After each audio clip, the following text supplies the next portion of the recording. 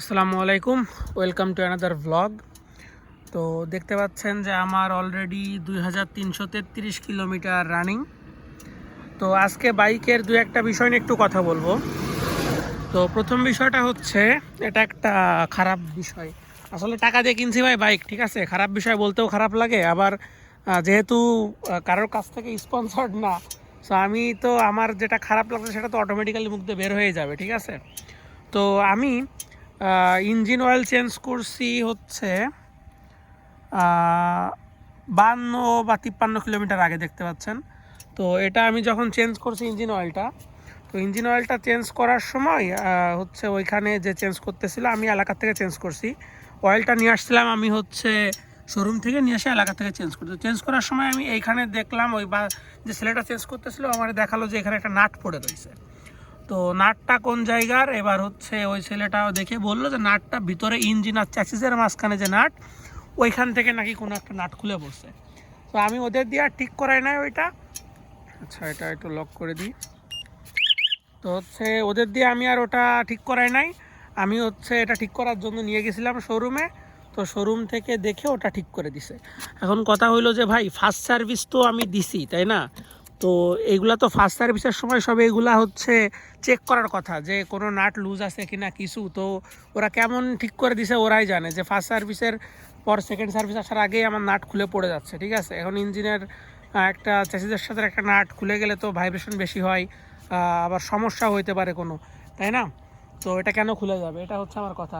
আরেকটা বিষয় হচ্ছে যে অনেকে বাইকে সিকিউরিটি লক টক লাগান, তো আমি হচ্ছে একটা সিকিউরিটি লক লাগাইছি। আমি হচ্ছে টাচ লকের যেটা নেক্সা এলিট আছে ওইটা লাগাইছি। তো অনেকে বলতে পারেন যে ভাই এফআই বাইকে এগুলো না লাগাইলে এটা হবে সেটা হবে। ভাই কথা হইলো যে আমার এটা লাগাইলে সমস্যা আছে আমিও জানি, কিন্তু এটা তো কেউ শখ করে লাগায় না, তাই না? আমিও শখ করে লাগাই নাই। আমি বাইকটা মসজিদের পাশে রেখে নামাজ পড়তে যাব, আমার বারবার খেয়াল হয় যে এটা মানে বের হয়ে আমি দেখতে পারবো কিনা মোটর সাইকেল, ঠিক আছে। তারপর হচ্ছে মানে কোথাও রাখলে টেনশন অটোমেটিক্যালি মাথায় ঢোকে।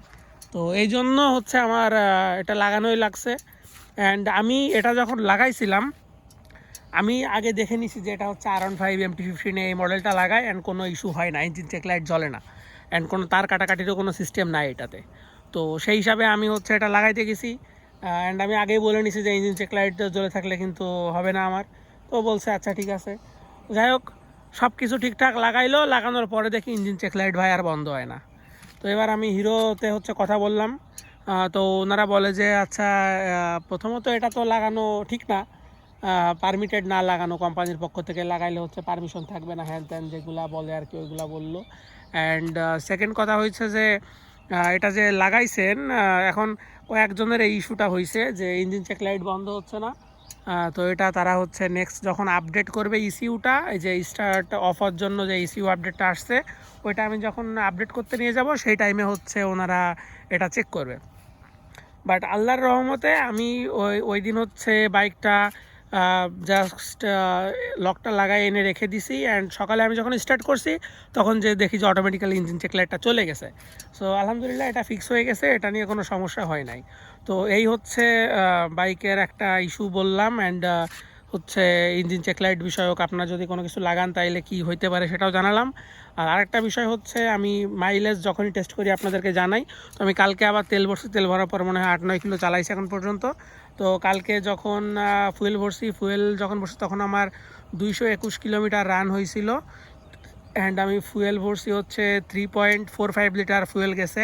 এটা 19-20 হইতে পারে, দিলে তো আরও একটু যাইতো, তাই না? আবার আবার একটু কম দিলেও হয়তো। তো যাই হোক, 19-20 হয় এরকম। তো আমি এটা দিয়ে হিসাব করে দেখছি হচ্ছে 64 কিলোমিটার মাইলেজ আসছে। তো মাঝে মাঝে 64 আসে, 62 আসে, 60 আসে, 60-এর নিচেও আসে, ঠিক আছে, বা হচ্ছে 58-56 এরকম আসে। তো আমি ওভারঅল বলবো যে এটাই হচ্ছে আপনার 60-এর আশপাশে মাইলেজ পাওয়া যায়, ঠিক আছে। 60-এর চেয়ে সামান্য একটু কম বা বেশি পাওয়া যায়। তো মাইলেজ নিয়ে আমি কোনো প্যারা খাই নাই। আমি প্যারা খাইছি ভাই দু একটা ইস্যু নিয়ে। একটা হচ্ছে স্টার্টটা মাঝে মাঝে বন্ধ হয়, যেমন গতকালকে হচ্ছে 3-4 বার বন্ধ হয়েছে স্টার্ট। মানে গাড়ি স্টার্ট দিচ্ছি, স্টার্ট দিয়ে পিক আপ দেওয়ার সাথে গাড়ি বন্ধ হয়ে যাচ্ছে। তো এরকম 2-3 বার হয়েছে পরপর। তো মাঝে মাঝে স্টার্ট বন্ধ হওয়াটা একটু প্যারা দেয়, খুব বেশি প্যারা দেয় এমন বলবো না, কারণ আমার চালানো অবস্থায় খুবই কম বন্ধ হয়েছে। এই 2333 কিলোমিটারের ভিতরে হয়তো মাত্র 2-3 বার বন্ধ হয়েছে আমার। সো এটা খুব বড় কোনো ইস্যু না আমার জন্য।